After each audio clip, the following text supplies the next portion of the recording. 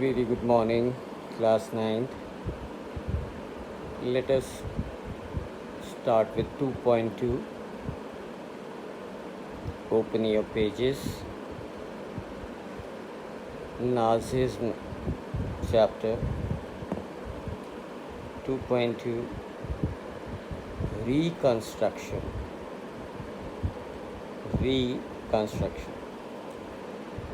Hitler assigned the responsibility of economic recovery to the economist Hjalmar Schacht is the name, who aimed at full production and full employment through a state-funded work creation program.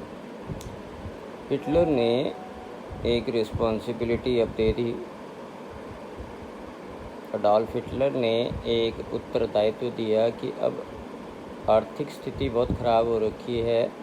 आर्थिक स्थिति को recover करने के लिए एक economist Hjalmar सशार्ट, जिसका M था पूरा उत्पादन किया जाए, फुल प्रोडक्शन और फुल एम्प्लॉयमेंट, पूरी रोज़गार दी जाए, एक state funded work creation programme के अंतर्गत एक state funded work creation programme बनाया जाए, जिसमें फुल प्रोडक्शन, पूरी पैदावार, पूरा उत्पादन और सभी लोगों को रोजगार मिले। This project produced the famous German superhighways and the people's car, the Volkswagen। ये कार का नाम है, आपने सुना होगा। और इस प्रोजेक्ट ने प्रोड्यूस किया जर्मन सुपर हाईवे पे चलने वाली car Volkswagen. In foreign policy also, Hitler acquired quick successes। अब जब देखा जाए फॉरेन पॉलिसी के अंदर भी अडॉल्फ हिटलर ने बड़ी जल्दी सफलताएं प्राप्त की। He pulled out of the League of Nations in 1933। उसने लीग ऑफ नेशन 1933 में पुल आउट किया। दोबारा से राइनलैंड को 1936 में रीऑक्यूपाई किया, दोबारा से ऑक्यूपाई किया। और इंटीग्रेटेड ऑस्ट्रेलिया और जर्मनी 1938 में one people, one empire and one leader, इस स्लोगन के अंतर्गत ऑस्ट्रिया और जर्मनी को इंटीग्रेट किया गया 1938 में। He then went on to wrest Germany, German speaking Sudetenland from Czechoslovakia and gobbled up entire country। ये मतलब बताया आपको, नाम जो हैं थोड़ा इतना मुश्किल हैं।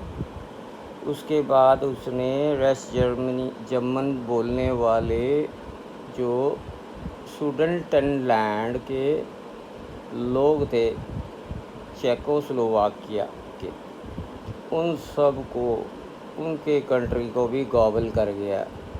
ठीक है, गॉबल वैसे कहते हैं जैसे स्वॉलो करना, गॉबल कर जाना, खा जाना। In all this he had the unspoken support of England. और ये सारे काम में जर्मनी को हेल्प थी, सहारा था किसका? इंग्लैंड का। which had considered the Versailles verdict too harsh। जिसने वर्सलेस ट्रीटी जो थी उसका जो फैसला था, वर्डिक्ट था, बहुत ही कठोर बोला गया। ये जो लगातार सफलताएं घर पे अपने कंट्री जर्मनी में और विदेशों में मिल रही थी, ये ऐसा प्रतीत होता था कि भाई देश की किस्मत वापस हो रही है। ठीक है, जितने भी देश गिर चुका था जर्मनी, अब उसका रिवर्स होना शुरू हो गया। ये तस्वीर देखो, वैगन सुपर हाईवेज की car. The poster announces your Volkswagen. Such posters suggest that owning a car was no longer just a dream for an ordinary worker. अब एक वर्कर के लिए कोई सपना नहीं रह गया वॉक्सवैगन कार रखना। अच्छा, ये बोल रहा है। अब उसके बाद Hitler did not stop here. अभी रुका नहीं यहाँ हिटलर अभी बाज नहीं आया, रुका नहीं। सचाचर हैड एडवाइज, उसका इकोनॉमिस्ट था, जो उसका इकोनॉमिक था सचाचर, उसकी प्रेरणा हिटलर को हुई, उसकी एडवाइस हिटलर को अगेंस्ट इन्वेस्टिंग ह्यूजली इन रीआर्मामेंट। दोबारा से अब huge amounts of money, rearmament, armament में शस्त्र, गोला बारूद, ये वो है ना, टैंक, बंदूकें, आर्मामेंट।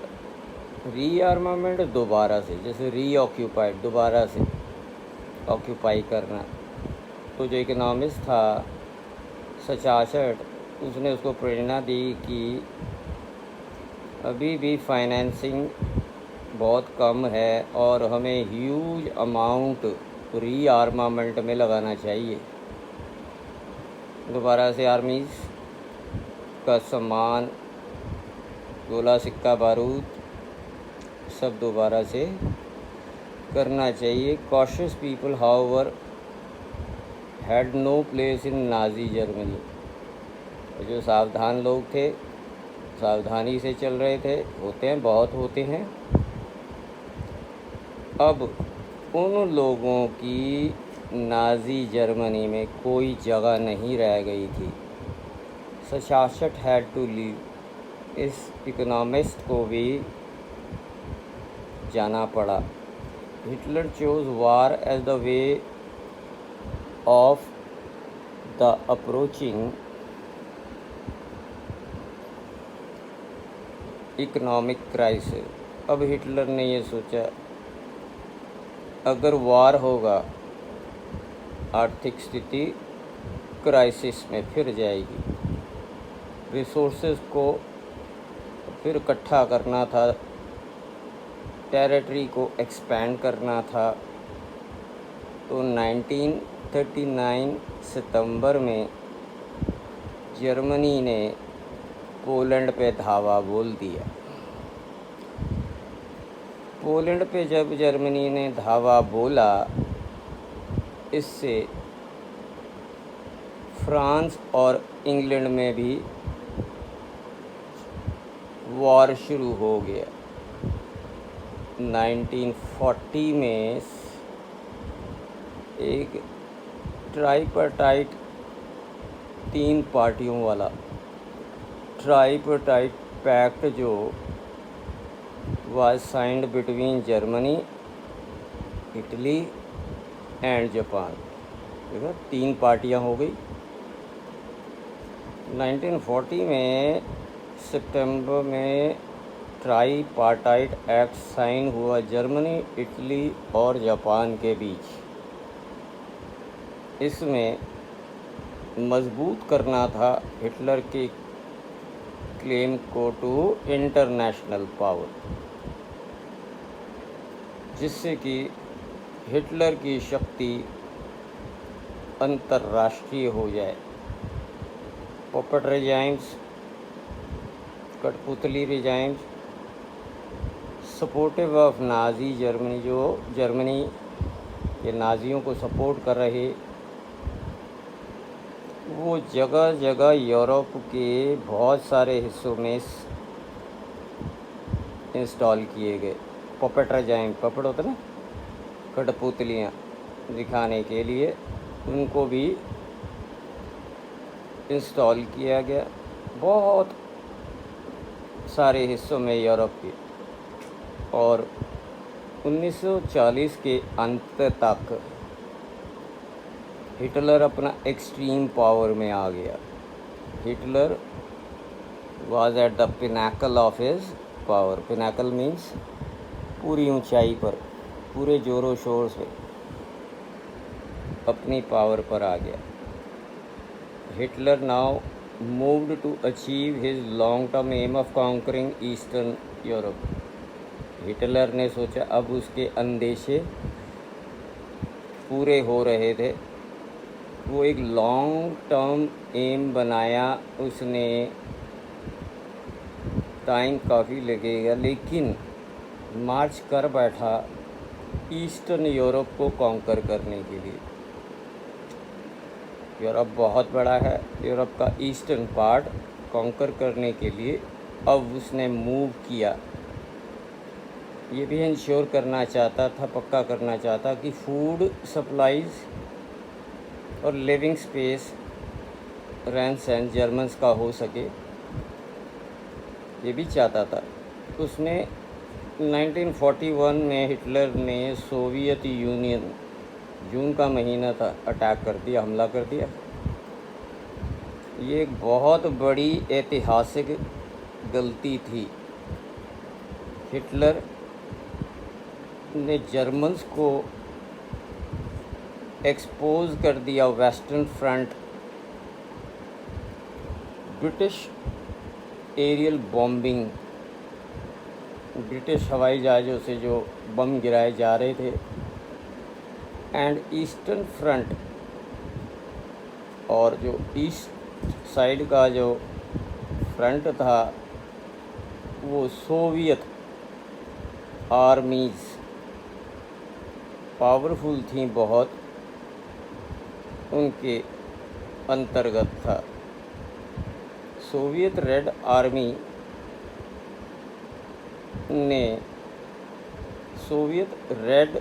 आर्मी ने स्टालिनग्राड पे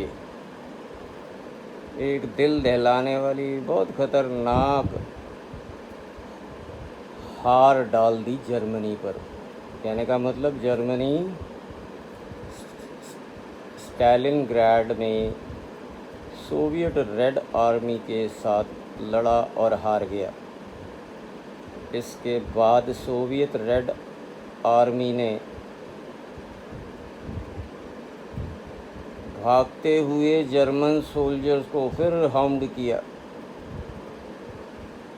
फिर पीछा किया भागते हुए जर्मन सोल्जर्स को, जब तक कि वो बर्लिन नहीं पहुंच गए। उनका पीछा करता रहा जब तक कि वो बर्लिन नहीं पहुंच गए। और पूरे ईस्टर्न यूरोप में उसके बाद करीबन 50 साल सोवियत हेगेमनी स्थापित हो गई। सोवियत हेगेमनी स्थापित हो गई ईस्टर्न यूरोप में, राइट। ये देख लेना, एक मैं भी देखूँगा, हेगेमनी कोई वर्ड है हिस्ट्री का ही, पावर ही होगा। Meanwhile the USA had resisted involvement in the war। अब यूनाइटेड स्टेट ऑफ अमेरिका ने अपना इन्वॉल्वमेंट इस युद्ध से हटा लिया, उसने हाथ पीछे खींच लिया USA ने। ये एक प्रकार से unwilling to once again face all the economic problems. USA नहीं चाहता था कि एक बार दोबारा इतनी सारी आर्थिक स्थितियों को, आर्थिक प्रॉब्लम्स को फिर से फेस किया जाए, जो कि फर्स्ट वर्ल्ड वॉर ने की थी। फर्स्ट वर्ल्ड वॉर में कॉज हुई थी। परंतु युद्ध से बाहर भी नहीं वो रह सकता था ज़्यादा समय तक। उधर जापान जो था ईस्ट साइड में अपनी पावर एक्सपेंड कर रहा था, फैला रहा था। जापान उसने फ्रेंच इंडो चाइना ऑक्यूपाई कर लिया। जापान ने फ्रेंच इंडो चाइना पावर दिखाकर अपनी ऑक्यूपाई कर लिया।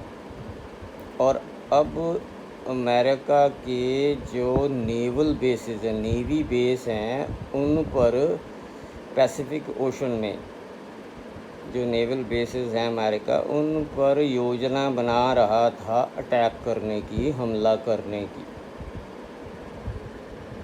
फिर जब जापान ने अपनी हेल्प सपोर्ट हिटलर को दी और अमेरिका में बमबारी करी उसके बेस पर पर्ल हार्बर में, तो अमेरिका सेकेंड वर्ल्ड वॉर में एंटर हो गया। ये वॉर मई 1945 तक चला और इस वॉर में हिटलर हार गया। इस में हिटलर की हार हुई और यूएस ने, अमेरिका ने हिरोशिमा नागासाकी पर अपना एटम बम भी फेंक दिया। यूएस ने बम्बार्ड किया नागासाकी, हिरोशिमा नागासाकी और बम्बार्डिंग की। ये जो थोड़ा सा अकाउंट जिसमें पता चलता है कि सेकेंड वर्ल्ड वॉर शुरू हुआ। आओ वापस अब हम चलते हैं हेलमट और उसके पिता की कहानी पर, जहाँ से हमने शुरू किया था हेलमट। अब वहीं रिटर्न करते हैं उसकी स्टोरी पे। A story of Nazi criminality during the war, कि इस युद्ध में कितनी क्रिमिनलिटी नाजीज़ के द्वारा हुई, नाजीज़ के ऊपर कितनी क्रिमिनल एक्टिविटीज़ इसके बाद हुई। वापस हेलमट की उसने बोला है स्टोरी पे चलेंगे। ये सब उन दिनों की अखबार की तस्वीरें हैं। द हिंदुस्तान टाइम्स, ठीक है। हिटलर रिपोर्टेड डेड, हिटलर को यहाँ पढ़ा नहीं जा रहा। हेलमट की बाकी फिर अब हम दोबारा से उस स्टोरी पर जाएंगे जहाँ से हमारी स्टार्टिंग हुई थी।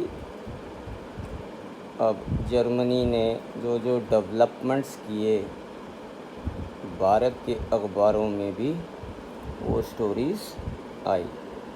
बस इतना ही था मेरे पास क्लिपिंग्स, और इस सेशन में आपको ये पढ़कर समझा दी है। एक बार आप भी इसको पढ़कर समझिए अच्छी तरह से, और जो क्वेश्चन इतने में से बनते हैं बनाओ और उनको रिवाइज करो। ओके चिल्ड्रन, फिर भी अगर कुछ नहीं समझ लगे पूछो, बट आपको एक नहीं 100 बार नहीं अनेक बार कहूँगा, रोज़ का थोड़ा थोड़ा काम रोज़ के रोज़ रिवाइज कीजिए, तो फिर आपको 90s में लेने से कोई नहीं रोक पाएगा। Okay children, so I presume 9th class that you are doing your work honestly and devotedly. right children? And many of you can secure in the 90s if you really work side by side. Okay children, thank you. Now Helmut की story क्या होगी अगले session में. Have a nice day.